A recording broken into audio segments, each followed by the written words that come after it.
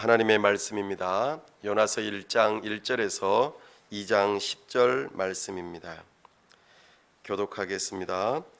여호와의 말씀이 아미떼의 아들 요나에게 임하니라. 이르시되 너는 일어나 저 큰 성읍 니느웨로 가서 그것을 향하여 외치라. 그 압독이 내 앞에 상달되었음이니라 하시니라. 그러나 요나가 여호와의 얼굴을 피하려고 일어나 다시스로 도망하려 하여 욥바로 내려갔더니 마침 다시스로 가는 배를 만난지라. 여호와의 얼굴을 피하여 그들과 함께 다시스로 가려고 뱃삭을 주고 배에 올랐더라. 여호와께서 큰 바람을 바다 위에 내리심에 바다 가운데에 큰 폭풍이 일어나 배가 거의 깨지게 된지라. 사공들이 두려워하여 각각 자기의 신을 부르고 또 배를 가볍게 하려고 그 가운데 물건들을 바다에 던지니라. 그러나 요나는 배 밑층에 내려가서 누워 깊이 잠이 든지라. 군장이 그에게 가서 이르되 자는 자여 어찌함이냐. 일어나서 내 하나님께 구하라. 혹시 하나님이 우리를 생각하사 망하지 아니하게 하시리라 하지라. 그들이 서로 이르되 자 우리가 제비를 뽑아 이 재앙이 누구로 말미암아 우리에게 임하였나 알아보자 하고 곧 제비를 뽑으니 제비가 요나에게 뽑힌지라. 우리가 그에게 이르되 청하건대 이 재앙이 누구 때문에 우리에게 임하였는가 말하라. 내 생업이 무엇이며 내가 어디서 왔으며 내 나라가 어디며 어느 민족에 속하였느냐 하니. 그가 대답하되 나는 히브리 사람이요 바다와 육지를 지으신 하늘의 하나님 여호와를 경외하는 자로라 하고 자기가 여호와의 얼굴을 피함인 줄을 그들에게 말하였으므로 우리가 알고 심히 두려워하여 이르되 내가 어찌하여 그렇게 행하였느냐 하니라. 바다가 점점 흉용한지라. 무리가 그에게 이르되 우리가 너를 어떻게 하여야 바다가 우리를 위하여 잔잔하겠느냐 하니 그가 대답하되 나를 들어 바다에 던지라. 그리하면 바다가 너희를 위하여 잔잔하리라. 너희가 이 큰 폭풍을 만난 것이 나 때문인 줄을 내가 아노라 하니라. 그러나 그 사람들이 힘써 노를 저 배를 육지로 돌리고자 하다가 바다가 그들을 향하여 점점 더 흉용함으로 능히 못한지라. 우리가 여호와께 부르짖어 이르되 여호와여 구하고 구하오니 이 사람의 생명 때문에 우리를 멸망시키지 마옵소서. 무죄한 피를 우리에게 돌리지 마옵소서. 주는 여호와께서는 주의 뜻대로 행하심이니이다 하고 요나를 들어 바다에 던지매 바다가 뛰노는 것이 곧 그친지라. 그 사람들이 여호와를 크게 두려워하여 여호와께 제물을 드리고 소원을 하였더라.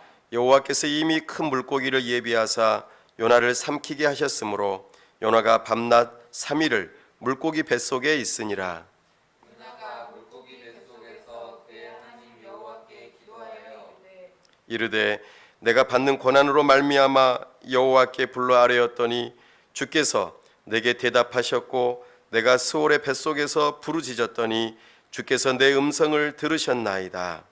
주께서 나를 깊은 속 바다 가운데에 던지셨으므로 큰 물이 나를 불렀고 주의 파도와 큰 물결이 다 내 위에 넘쳤나이다.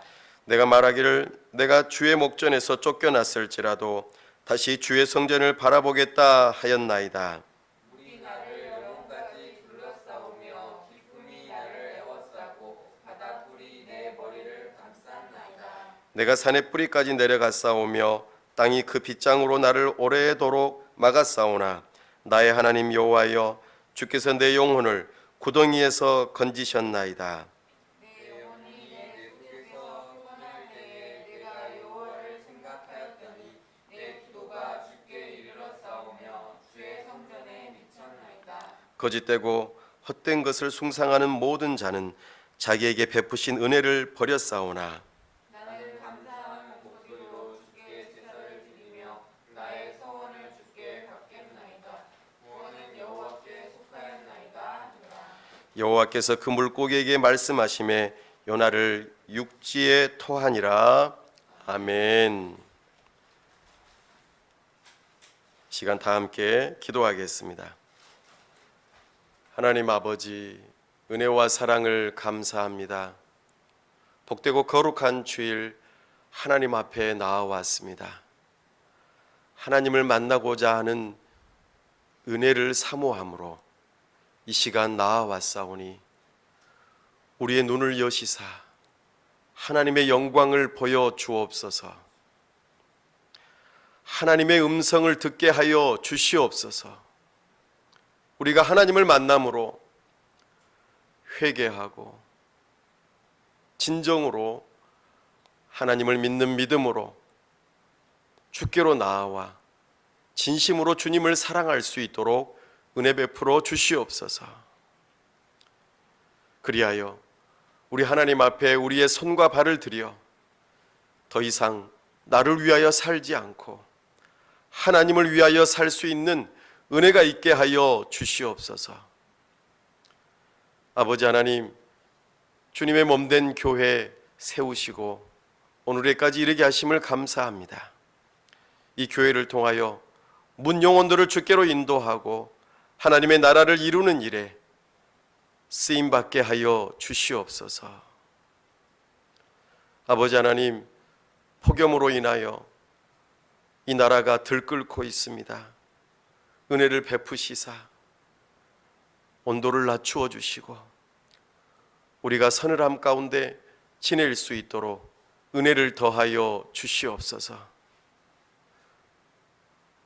폭우로 인하여 큰 어려움 가운데 있는 영혼들에게 주님 찾아가 주시고 만나 주시고 또한 주님의 사랑이 흘러갈 수 있도록 은혜를 더하여 주옵소서. 특별히 우리 선교사님들 붙들어 주시고 태국과 캄보디아의 분쟁으로 인하여 전쟁이 있사온데 어서 속히 멈추게 하여 주시고 안정을 찾아 우리 선교사님들 어려움이 없도록 은혜를 더하여 주시옵소서. 이 시간 우리와 함께 하시고 온전히 영광 나타내 주시기를 바라올 때 우리 주 예수 그리스도의 이름으로 기도하옵나이다. 아멘.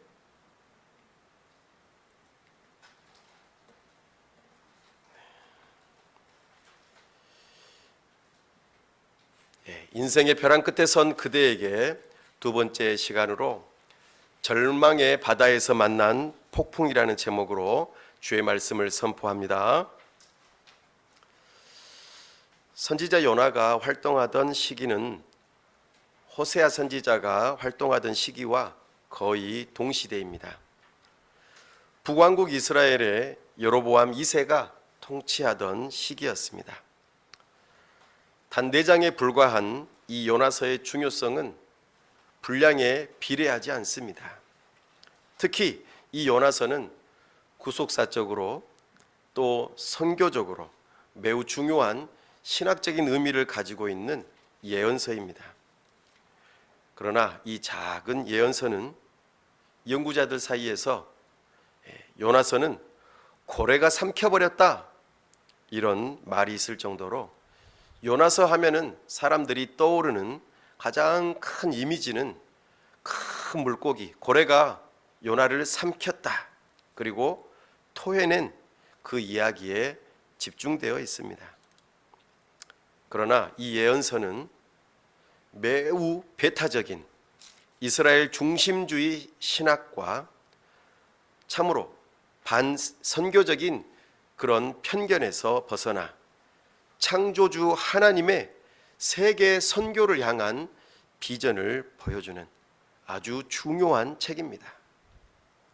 또한 이 예언서의 중심 인물이 되는 요나, 그는 선교적인 편협성과 그릇된 이스라엘 중심주의의 편견이 깨지는 과정을 통해서 온 우주의 창조주이신 그 하나님의 구원 계획을 전개하고 영광스럽게 드러내는 일에 이 예언서가 사용되어집니다. 절망의 바다에서 만난 폭풍. 하나님은 아미떼의 아들 요나에게 당신의 말씀이 임하게 하심으로써 선지자로서 소명을 받게 하십니다. 그렇게 임한 말씀의 명령은 이스라엘의 적국인 아수르의 수도 니느웨로 가서 그들에게 곧 임할 멸망을 경고하라고 부름을 받았습니다. 이에 대하여 요나는 어떻게 반응합니까? 요나는 하나님의 명령에 불순종하였습니다. 왜냐하면 이스라엘의 적국인 아수르에게 하나님의 말씀을 전한다는 것은 개인적으로도 엄청난 위험을 감수해야 하는 것이 있고, 또 하나님의 말씀을 전한다는 것은 곧 그들에게 회개할 기회를 준다는 것이기 때문입니다. 그러한 추측은 요나로 하여금 자신이 미워하는 원수의 나라를 어쩌면 하나님이 용서하신다, 이런 생각이 번쩍 들었습니다. 이에 대한 반감이 생겼기 때문입니다. 그래서 그는 산에서 욥바 항구로 내려갑니다. 이미 느네로 가는 북동쪽 육로로 가는 대신에 다시스로 가는 배를 탔습니다. 성경은 그 동기에 대해 흥미로운 묘사를 보태고 있습니다. 3절 말씀에 그러나 요나가 여호와의 얼굴을 피하려고 일어나 다시스로 도망하려 하여 욥바로 내려갔더니 마침 다시스로 가는 배를 만난지라. 여호와의 얼굴을 피하여 그들과 함께 다시스로 가려고 뱃삭을 주고 배에 올랐더라. 여기에서 여호와의 얼굴을 피하여라는 표현이 2번이나 반복됩니다. 이것은 당시 중근동 지방 사람들이 가지고 있던 독특한 신관을 보여줍니다. 그것은 다름이 아니라 지역신이라는 개념입니다. 다시 말해 각 지역마다 그곳을 관장하는 지역신이 있어서 그 지역을 벗어나게 되면은 다른 지역을 관장하는 신에 의해서 지배된다는 생각입니다. 이스라엘 백성들이 가나안 땅에 정착한 후에 그토록 집요하게 이방신들을 섬겼던 이유가 바로 이 때문이죠. 여호와는 그들의 하나님이셨지만 가나안 땅에서는 그 지역을 관할하여 풍요의 복을 주는 바알이나 아스타롯 같은 신이 따로 있었기 때문에 하나님과 겸하여 그들도 섬기고자 하였던 것입니다. 인생의 모든 곤궁함과 비참함의 원인은 하나님에 대한 무지에서 비롯됩니다. 요나는 선지자로 부름을 받았지만 신학과 신앙에 있어서는 삼류였습니다. 그래서 요나 선지자는 이런 지역 신의 개념을 가지고 불순종의 길을 떠난 것입니다. 그는 선지자로 부름을 받았음에도 불구하고 2가지 강력한 심리적인 편견을 가지고 있었습니다. 하나는 이스라엘이 하나님께 선택받은 백성이기 때문에 하나님의 사랑과 자비는 오직 이스라엘에게만 주어져야 한다고 생각했습니다.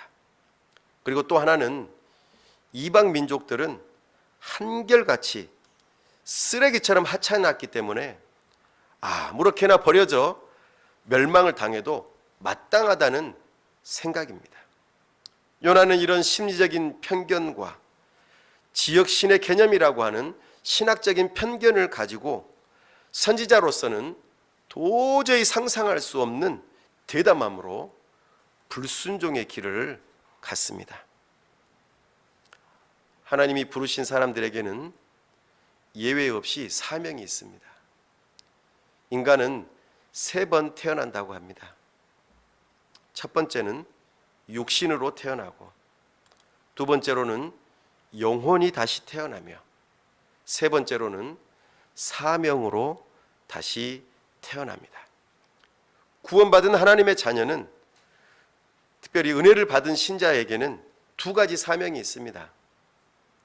첫 번째 사명은 모든 성경 말씀에 기록된 대로 순종하며 살아가는 보편적인 사명입니다.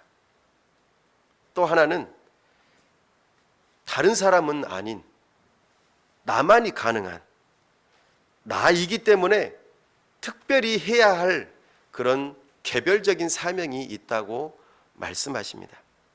하나님이 주신 모든 영적인 은혜는 이 사명을 따라 순종하며 살아갈 때에 유지가 되고 더 풍성해지는 것입니다. 근데 반대로 사명을 저버리고 불순종할 때 기왕에 주어진 은혜는 점점 더 고갈되고 하나님과의 관계는 낯설어지고 거리감을 느끼게 됩니다. 그리하여 하나님과의 친밀한 교제를 누릴 수 없게 되는 것이죠. 당신은 지금 어디에 계십니까? 혹시 니느웨가 아닌 다시스로 가는 배표를 사기 위해서 부두에 나와 있지는 않습니까? 아니면 이미 그 배에 올라 순풍에 득의양양하여 불순종의 길을 이미 떠나고 계시지는 않습니까? 아주 작은 불순종은 점점 더 커다란 불순종으로 이어지게 됩니다. 지금 자신을 돌아보십시오. 지금 불순종하고 있다면 어디서 떨어졌는가를 생각하시고 처음 사랑할 때에 가졌던 사명의 자리로 돌아오시기 바랍니다. 불순종은 커다란 불행의 원인이 됩니다. 그러므로 불순종하지 마십시오. 불순종했다면 회개하고 본래 자리, 사명의 자리로 돌아가야 합니다. 하나님께서는 불순종한 이 요나를 향하여 환난을 보내십니다. 요나는 환난을 당하게 됩니다. 그것은 요나 한 사람의 불순종 때문이었습니다. 요나는 니느웨로 가는 대신 다시스로 가는 배를 탔습니다. 아마도 얼마 동안은 득의양양했을 것입니다. 그러나 잠시 후 바다에는 큰 폭풍이 일었습니다.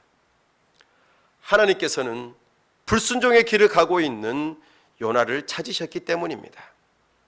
4절 말씀에 여호와께서 큰 바람을 바다 위에 내리심에 바다 가운데 큰 폭풍이 일어나 배가 거의 깨지게 된지라. 여기서 우리말 번역 성경에서 여호와께서 큰 바람을 바다 위에 내리심에라고 이 번역된 부분은 히브리어 성경에 보면은 직역하면은요 여호와께서 큰 바람을 바다를 향하여서 발사하심에 이렇게 기록되어 있습니다. 세상의 모든 바다가 아니라 요나가 타고 있는 배가 있는 그 바다에만 폭풍이 일어났다는 것입니다. 이는 하나님이 찾으시는 사람이 바로 요나였기 때문입니다. 선원들은 큰 폭풍으로 배가 난파당할 위기에 처하자 여기에서 벗어나고자 온갖 노력을 다하였습니다. 그들은 거센 폭풍을 견디다 못해 귀중한 화물까지 바다에 던져버렸습니다. 이처럼 사명을 버리고 불순종한 사람은 환난을 받습니다. 그런데 환난을 당한 사람은 요나 한 사람이 아니었습니다. 그 배에 함께 탔던 모든 사람들이 생사를 오가는 환난을 함께 겪어야 했습니다. 하나님께서 아브라함을 부르시면서 주신 축복의 말씀이 있습니다. 그것은 땅의 모든 족속이 너로 말미암아 복을 얻을 것이라는 약속이었습니다. 하나님의 자녀는 이런 방식으로 다른 사람과 관계를 맺을 때에 모든 사람에게 하나님 때문에 복을 받을 수 있도록 우리를 복의 근원으로 부르셨다는 것입니다. 요나 또한 하나님의 자녀였습니다. 그러나 불순종으로 하나님과의 관계가 깨어지자 만민에게 복을 받게 하는 사람이 아니라 민폐를 끼치는 사람이 되고 말았습니다. 고난에는 두 종류가 있습니다. 하나는 죄와 상관없이 애매히 당하는 고난입니다. 신자가 하나님의 뜻대로 살고 싶어 할 때 그분을 거스르는 세상으로부터 고난과 시련을 만납니다. 이런 고난은 상을 받을 고난입니다. 또 하나는 자신의 죄 때문에 당하는 고난입니다. 이는 자신의 불순종과 죄악 때문에 고난을 당하게 되는 고난이니 이는 상 받을 일이 없는 고난인 것이죠. 많은 사람들이 환난을 당할 때에 자신의 처지가 욥과 같다고 생각합니다. 그러나 실제로 그런 사람은 극소수예요. 대부분의 사람들은 자기의 죄와 불순종 때문에 환난을 만납니다. 그러나 충분한 자기 반성과 성찰이 없기 때문에 자신의 죄 때문에 환난을 당하고 있다고 전혀 생각하지 않습니다. 그러므로 뜻밖의 환난을 만나거나 고난이 연속될 때 신자는 마땅히 자신의 삶을 돌아보아야 합니다. 어디에서 은혜로부터 미끄러져 시험 속으로 굴러떨어지게 되었는지, 무엇 때문에 시험에 떨어져 사명을 떠나 불순종하게 되었는지를 돌아보아야 합니다. 그는 즉시 방향 없이 달려가는 삶을 멈추고 하나님과의 관계를 돌아보아야 합니다. 그리고 회개해야 합니다. 그렇지 않으면 환난은 계속될 것이며 하나님의 뜻을 거슬러 살아가는 심령의 고통은 더할 것이며 공고한 영혼은 끊임없이 방황하게 될 것입니다. 이런 상황에서 마음은 하나님의 사명을 내팽개치고 정신은 갈피를 잡지 못하는 혼란 가운데서 이리 저리 쓸려 헤매게 되는 것이죠. 이러한 환난을 만나 시험에 들게 되면 지성은 분별력이 떨어지게 되고 감정은 죄의 유혹에 이끌리게 되며 의지는 전부 다 쉽게 굴복하게 됩니다. 명심하십시오. 하나님께 불순종과 죄의 결과는 환난과 고통뿐입니다. 나만 고생하는 것이 아니라 나와 함께한 모든 사람들이 고생하게 됩니다. 그러므로 상상만으로도 불순종과 죄를 생각하지 마십시오. 더욱이 우리에게는 하나님과 이웃을 위한 고귀한 사명이 있지 않습니까? 만일 당신이 하나님께 불순종하여 환난의 폭풍을 당하고 있다면 지금 즉시 회개하고 하나님께 용서를 구하십시오. 자비와 긍휼이 풍성하신 하나님이 눈물로 뉘우치며 당신의 품으로 돌아오는 그대의 죄가 아무리 크다 할지라도 용서해 주실 것입니다. 요나는 이제 징계를 당하게 되었습니다. 요나가 승선한 다시스행 배가 폭풍을 만나고 선원들이 죽음의 위기를 겪으며 고생한 것은 그의 불순종에 대한 대가였습니다.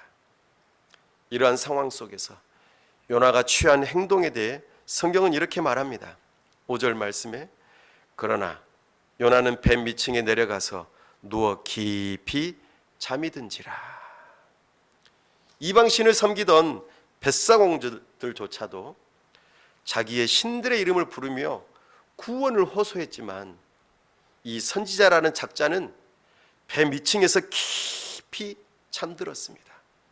이것은 육신뿐만 아니라 영혼까지 죄악에 빠진 것을 보여줍니다. 하나님께서는 이 모든 환난을 불러온 장본인이요 참으로 문제인 요나를 향하여 마치 포위망을 좁혀오듯이 그를 찾아오셨습니다. 마침내 선원들은 이 아픔이 누구로 말미암은 것인지 따져보기로 했습니다. 왜냐하면 노련한 벳사공의 경험으로 볼 때에 이 시기에 폭풍, 이거는 아무래도 특별한 폭풍이다, 일상적인 폭풍이 아니다라는 것을 알았기 때문입니다. 그들은 제비를 뽑아 그 재앙이 누구로 말미암은 것인지를 알아보기로 했습니다. 당첨자는 요나였습니다. 8절 말씀에 내 생업이 무엇이며 내가 어디서 왔으며 내 나라가 어디이며 어느 민족에 속하였느냐 라고 묻습니다. 뱃사람들이 요나에게 이렇게 물었던 것, 내 생업이 무엇이냐 라고 물었던 것은 당신의 사명은 무엇입니까? 라고 묻는 것이었습니다. 내가 어디서 왔으며 내 나라가 어디입니까? 라고 묻는 것은 그가 살던 장소를 묻는 것입니다. 또 어느 민족에 속하였느냐 라고 묻는 것은 너의 소속이 어디이냐 라고 묻는 것이었습니다. 이런 질문 공세를 퍼붓는 뱃사람들에게 마침내 요나는 자기가 누군지를 밝힙니다. 9절 말씀에 그가 대답하되 나는 히브리 사람이요 바다와 육지를 지으신 하늘의 하나님 여호와를 경외하는 자로라 하고, 요나는 자기 자신의 정체성을 이렇게 밝힙니다. 먼저 자신이 히브리 사람이라고 밝힙니다. 이는 자신의 정체성의 우선순위를 말해줍니다. 요나는 자신의 소속이 가장 중요한 가치이자 정체성이었던 것입니다. 요나는 자신의 민족이 신앙보다 더 중요했기 때문에 하나님으로부터 도망을 갔던 것입니다. 그리고 그 다음에 자신의 생업을 밝히며 사명을 말합니다. 요나의 정체성은 근본적으로 아직 다 바뀌지 않았지만 신앙에 있어서 하나님에 대한 관점이 바뀌었습니다. 일종의 신앙 고백과도 같은 이 요나의 진술은 의미심장합니다. 환난의 상황이 상황이니만큼 이 고백은 결코 가벼운 고백이 아니었습니다. 오히려 자신의 전 존재를 건 묵직한 고백이었습니다. 요나는 신학적으로 상당한 생각의 전환이 주어졌습니다. 즉, 이전에 요나에게 하나님은 바다와 육지를 지으신 우주적인 창조주가 아니었습니다. 그래서 그는 다시스로 도망하며 하나님의 얼굴을 피할 수 있을 것이라고 믿었던 것이죠. 그래서 그는 지금 낯선 곳에 있는 것입니다. 그러나 어마무시한 이 폭풍의 경험을 통해 자신이 어디로 도망쳐도 여호와의 얼굴을 피할 수 없다는 사실을 뼈저리게 깨달았습니다. 그릇된 신학 편견들, 칠흑같이 어둡던 요나의 지성에 한 줄기 빛이 비추기 시작했습니다. 그것은 마치 사울이 다메섹으로 가던 길에 부활하신 그리스도를 만나는 그 회심의 장면에서 비슷한 신학적이고 철학적인 큰 전환과도 같았습니다. 아, 하나님은 이스라엘 한 지역을 관장하는 그런 지역신이 아니시구나. 바다와 육지를 모두 지으신 분이 바로 그분이시구나. 하늘에 계시지만 온 우주와 세상을 통치하시는 여호와이시구나. 이제 나는 그분의 얼굴을 피할 수 없으며 그분을 경외하지 않을 수 없구나. 그의 생각에 전환이 일어났습니다. 그러나 바다는 요나의 그러한 심경의 변화를 아는지 모르는지 점점 더 흉흉해지고 있었습니다. 난파를 당할 위기에 놓인 큰 폭풍이 자기로 말미암아 시작되었으니 자신이 그 배에서 사라져야지만 폭풍이 멈출 것이라는 사실을 잘 알고 있었습니다. 그래서 요나는 그들에게 이렇게 말합니다. 12절에 그가 대답하되 나를 들어 바다에 던지라. 그리하면 바다가 너희를 위하여 잔잔하리라. 너희가 이 큰 폭풍을 만난 것이 나 때문인 줄을 내가 아노라. 아니라. 그럼에도 불구하고 뱃사람들은 어찌하든지 이 요나를 살리고자 힘써 노를 저어 배를 육지로 돌리고자 하였습니다. 그러나 그 일은 불가능하였으니 요나를 찾으시는 분이 여호와 하나님이셨기 때문입니다. 요나는 깊이를 알 수 없이 출렁이는 검푸른 바다에 던져졌고, 그러자 바다는 아무 일이 없다는 듯이 잠잠해졌습니다. 여기에서 우리는 잠시 희미하게나마 예수 그리스도의 빛을 보게 됩니다. 대속입니다. 예수님과는 질적으로 다른 면이 있지만 요나는 자신의 불순종으로 일어난 폭풍의 분노를 자신이 감당하겠다고 했습니다. 요나는 물에 던져져 죽을 뻔했지만 예수님은 실제로 죽으셨고 온 세상의 죄의 짐을 짊어지셨습니다. 요나는 예수님의 한 예표입니다. 요나가 할 수 없었던 것을 예수님께서 담당하셨습니다. 예수님은 요나보다 크신 분이십니다. 예수님께서는 자기 목숨을 많은 사람의 대속물로 주기 위하여 이 땅에 오셨다고 말씀하십니다. 폭풍의 분노는 반항하는 선지자를 향하여 하나님의 분노를 제대로 표현했습니다. 선지자가 폭풍 속에 던져진 후 분노도 누그러들었습니다. 뱃사람들은 여기에서 조금 전에 그 폭풍의 분노보다 더 놀라운 경외심이 생깁니다. 16절에 그 사람들이 여호와를 크게 두려워하여 여호와께 제물을 드리고 서원을 하였더라. 뱃사람들은 여호와의 이름을 사용합니다. 여호와는 인격적인 관계를 맺고 구원하시는 언약의 하나님의 이름입니다. 뱃사람들이 단순히 폭풍에 대한 두려움으로 일시적인 종교적 회심을 경험한 것이 아닙니다. 이미 폭풍이 멈춘 상태에서 요나 선지자의 지역신이라 여겼던 그 하나님이 천지를 창조하신 하나님이라는 것을 알게 된 것입니다. 뱃사람들은 하나님의 위대하심을 발견했습니다. 이것이 참된 믿음의 시작입니다. 아이러니하게도 요나의 이방인들을 향한 반선교적인 태도가 오히려 이방인들을 회심하게 하는 역사를 이루게 한 것입니다.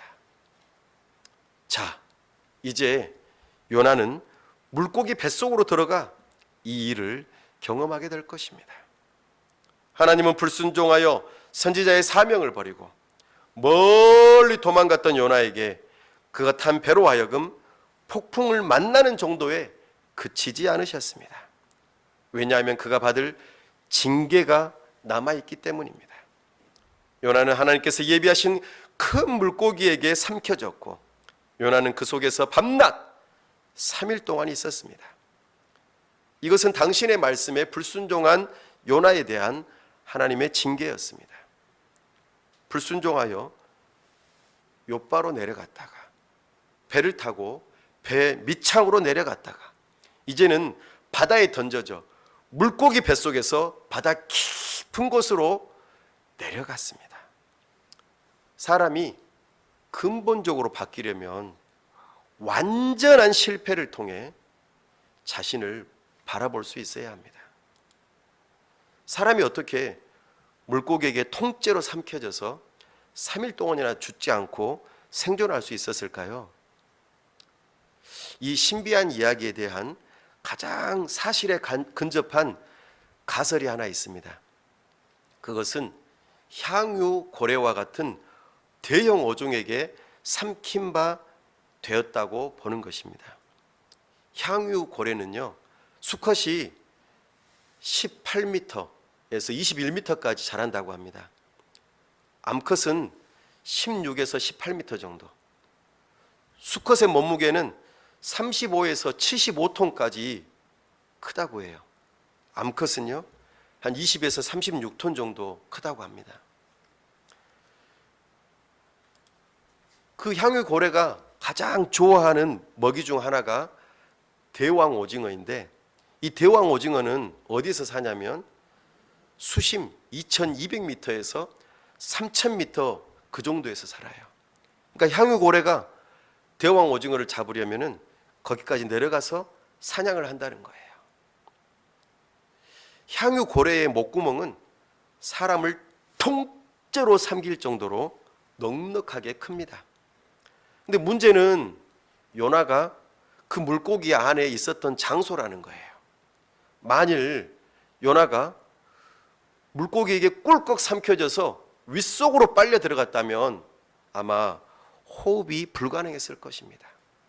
그리고 물고기 윗속에 있는 이 독한 산성의 위액이 아마 요나의 신체를 녹여버렸을 거예요. 모든 학자들이 동의하는 이야기입니다. 그래서 요나가 어디에 있었을까 하는 가장 유력한 가설은 바로 작은 방만한 크기의 후두부에 있었다는 것입니다. 여기 이렇게 우리가 뭐 먹으면 밥풀이 걸리는 지점이 있죠. 하는 바로 그곳의 크기가 거의 아주 작은 방만한 크기라는 것이죠. 거기에 갇혀 있었던 것으로 보입니다. 거기서 그는 향유고래가 바다 위로 가끔 올라올 때마다 공기를 공급받으면서 생존했을 거라고 여겨집니다. 이러한 후두부 생존의 가설은 물고기 속에서 드렸던 요나의 기도의 내용과 아주 부합합니다. 2장 5절에 물이 나를 영혼까지 둘러싸우며 기품이 나를 에워쌌고 바다풀이 내 머리를 감쌌나이다. 비록 숨은 쉴 수 있었다 할지라도 끊임없이 물과 해초가 넘어 들어오면서 그 물고기 후두부에서 자신이 물고기 목구멍으로 넘겨지지 않도록 또 밖으로 토해지지 않도록 거기서 버티면서 지냈던 것이 여간 고통스러운 일이 아니었을 것입니다. 여기서 요나는 풍랑을 통해 깨닫게 된 신학적인 충격과 거기서 비롯된 자신의 죄악에 대한 인식으로 고통하며 회개하였습니다. 그 고통스러운 징계 속에서 요나는 진정한 회개의 기도를 드렸습니다. 2장 2절에 이르되 내가 받는 고난으로 말미암아 여호와께 불러 아뢰었더니 주께서 내게 대답하셨고 내가 수월의 뱃속에서 부르짖었더니 주께서 내 음성을 들으셨나이다.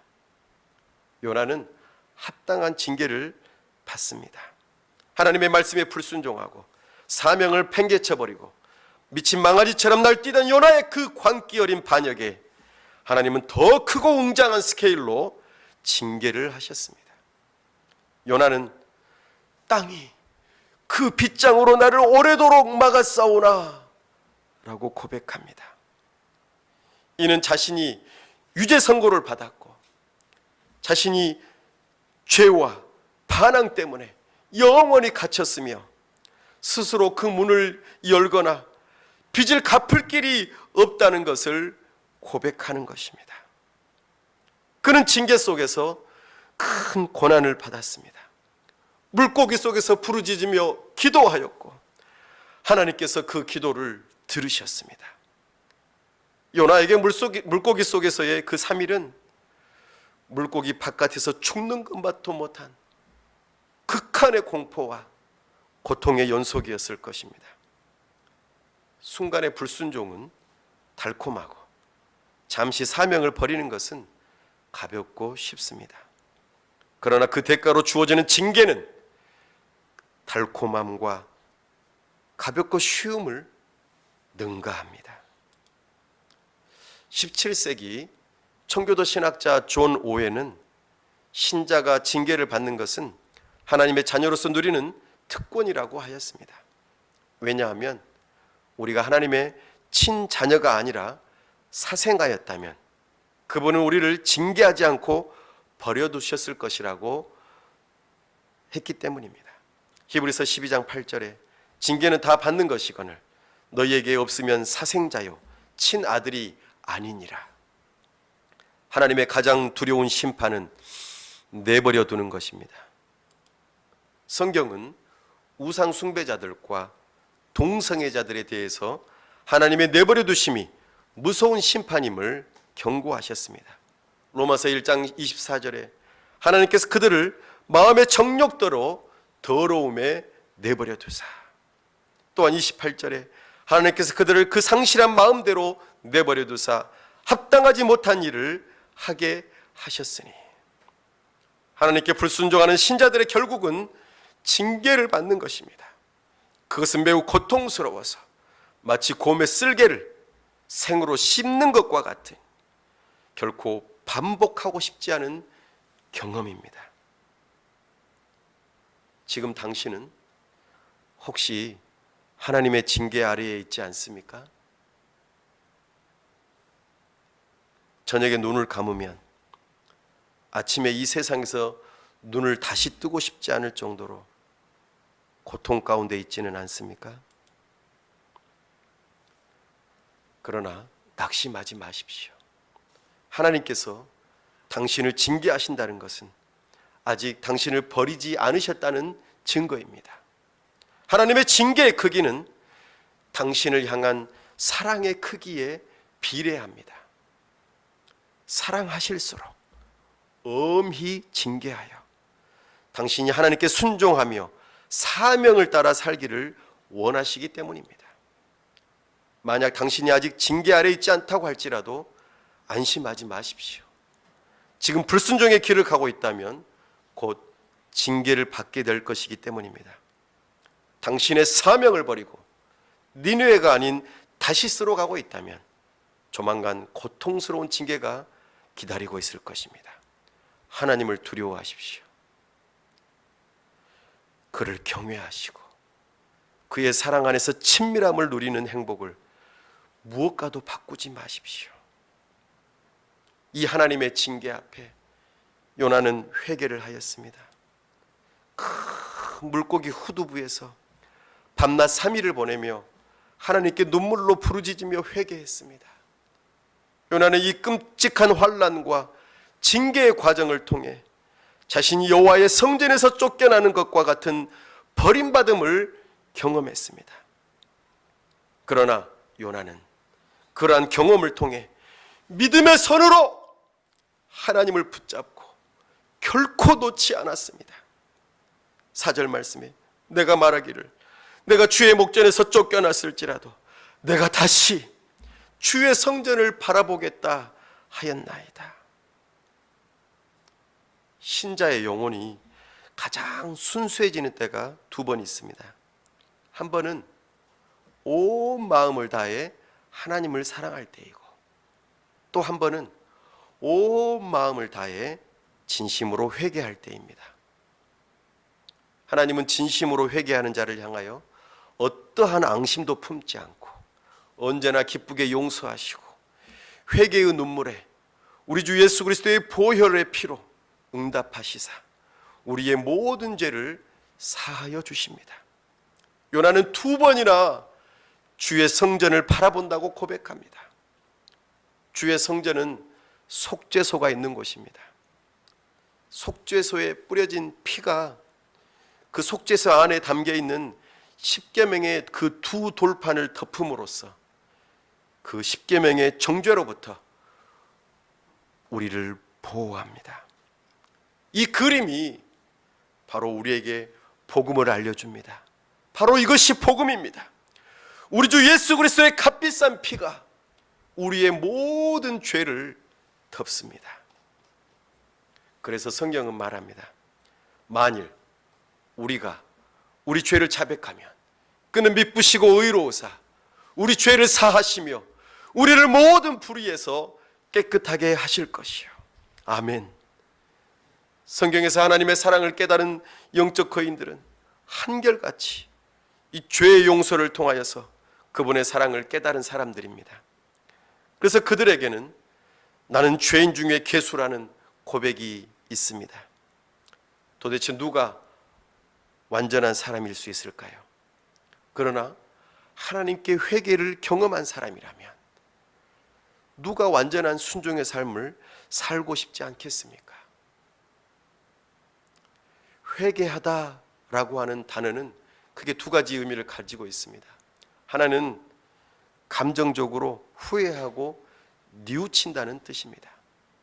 또 하나는 자기 자신이 생각하다, 지성적으로 판단하다는 의미를 담고 있습니다. 우리의 생각이 180도 달라지는 바로 그 순간, 지성의 벼락을 맞는 것과 같은 진리의 경험을 통해서 이전에 내가 가지고 있던 우주관, 인생관, 가치관이 완전히 새로워지는 것, 바로 이것이 진정한 회개의 모습입니다. 그러므로 회개는 지성과 감성과 의지의 변화를 포괄하는 전인적인 개념이기도 하지만, 특별히 우리 지성의 변화에 방점이 찍혀 있다는 사실을 잊지 말아야 합니다. 이것은 매우 중요합니다. 아무리 커다란 감정의 물결이 휘몰아치고 의지의 용감한 결단이 뒤따른다 하더라도 지성의 뚜렷한 변화가 없다면 진정한 회개가 아닌 것입니다. 그래서 어거스틴에게 세례를 주었던 암브로시우스는 자신의 회개론에서 이렇게 말합니다. 죄를 반복하는 것이라면 그것은 회개한 것이 아니다. 회개할 때 인간은 한순간에 하나님의 영광과 은혜, 죄와 용서, 사랑과 거룩함에 대해 예전에 없던 뛰어난 인식을 갖게 됩니다.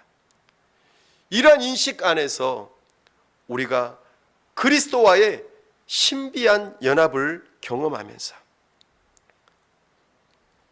자기가 지었던 죄, 또 내가 가지고 있던 이 죄가 마치 스스로 토해버린 구정물처럼 느껴지게 되고, 예전에 사랑하던 모든 것들이 배설물처럼 느껴지게 합니다. 회개는 하나님의 아름다움을 드러내시는 그리스도 예수를 아는 지식이 가장 고상하다는 사실에 눈뜨게 하는 것입니다.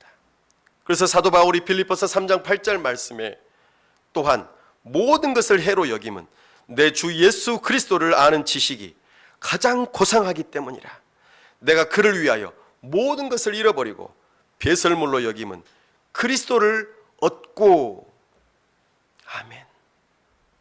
구원받는 것 다음으로 가장 고귀한 선물은 지식입니다. 하나님이 어떤 분인지를 알고 그분의 성품의 빛 아래에서 회개함으로써 반복적으로 회심을 경험하는 것입니다. 회개를 통하여서 영적인 세계 지평을 넓혀가는 것입니다. 요나는 2장 8절 말씀에서 이렇게 고백합니다. 거짓되고 헛된 것을 숭상하는 모든 자는 자기에게 베푸신 은혜를 버렸사오나. 여기서 말하는 이 은혜가 하나님의 인자하심입니다. 하나님의 은혜입니다. 바로 하나님의 헤세드입니다. 요나는 이 하나님의 인자하심을 바라보았습니다. 말씀을 맺습니다. 우리는 정죄받아 마땅합니다. 우리는 스스로 구원할 만한 능력이 없습니다. 그럼에도 불구하고 하나님께서 우리의 죄를 용서하시려고 무한한 희생을 치러 우리를 구원하셨음을 믿어야 합니다.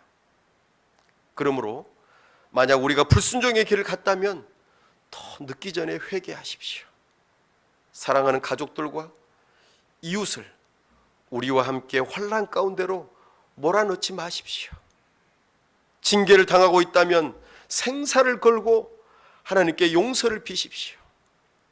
자신이 먼지처럼 무가치하다는 사실을 깨닫고 잿더미 위에 엎드린 마음으로 회개하십시오.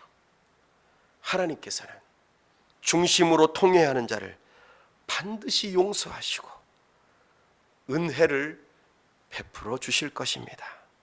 아멘. 우리 시간 말씀을 붙들고 함께 기도하기를 원합니다.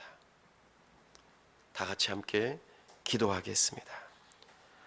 하나님 아버지, 이 시간 주님의 말씀이 우리에게 들려졌습니다. 편협한 생각으로 하나님에 대하여 오해하고 참으로 하나님의 선하심을 싫어하며 내 마음대로 하나님의 사명의 자리에서 떠나 도망가는 요나처럼 우리의 인생 가운데 하나님을 버리고 도망가 버린 일이 있지는 않습니까? 그러나 하나님께서는 요나를 찾으셨던 것처럼 우리를 찾으시고 우리를 예배의 자리로 부르시며 환난 가운데로 우리를 이끌어 가시는 것을 보게 됩니다. 내가 환난을 당한다고 할 때에 그것을 가볍게 여기지 않게 도와주시옵시고, 반복되는 어려움을 겪을 때에 내 자신을 살펴보며 하나님을 향한 사명을 잃어버리고 내 마음대로, 내 고집대로, 내가 원하는 대로 살고 있지는 않는지 돌아볼 수 있게 하여 주옵소서.